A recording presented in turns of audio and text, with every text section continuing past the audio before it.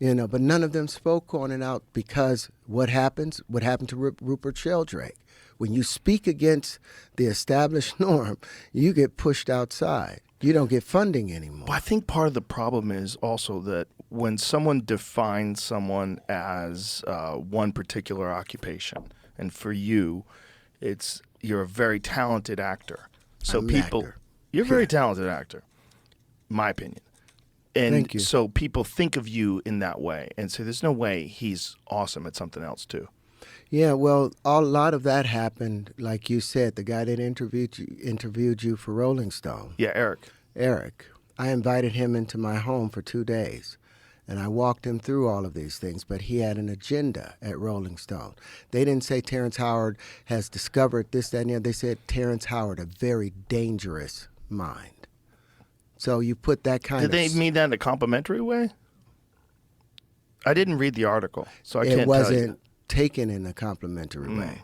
So they thought you were crazy. They took it as crazy. Right. And he tells you that I had something serious, but to everyone else, I want to take you guys to something where, remember Nikola Tesla said if mankind understood the magnificence of the numbers 3, 6, and 9, he would have the keys to the secrets of the universe.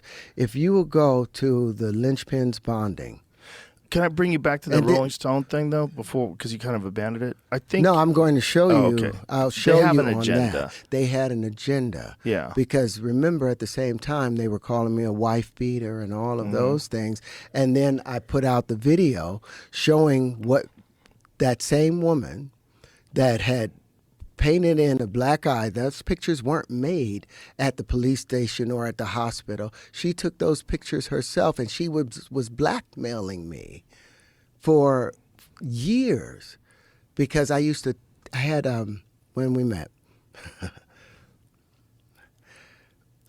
I was studying to be a Jehovah's Witness. I was trying to do all those things. So you weren't having any sex or any of that stuff. So we got engaged, and I bring her to my home in Philly, and I had this tape because anytime I had interactions with somebody, I'd heard that Louis Armstrong recorded everything around him. Same thing with Marlon Brando. I recorded all his interactions with people.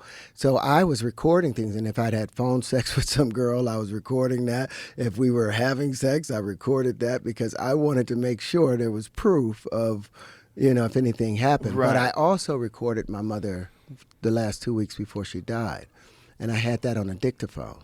And I didn't play with computers at the time. And she was like, why you got this on the dictaphone? I can put it into the computer. I was like, oh, great. And we could keep it forever. Wonderful. You're so wonderful. I go downstairs. I'm cooking some greens.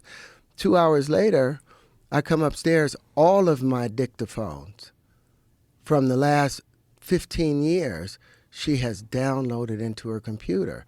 And then I was like, no, those are my private things. Oh, no, it's okay. I can just hit delete. And so I was like, okay, great. And then 3 months later, when I tried to break up with her because we had no sexual, there was no chemistry sexually, she was like, you think I erased those things? I kept those.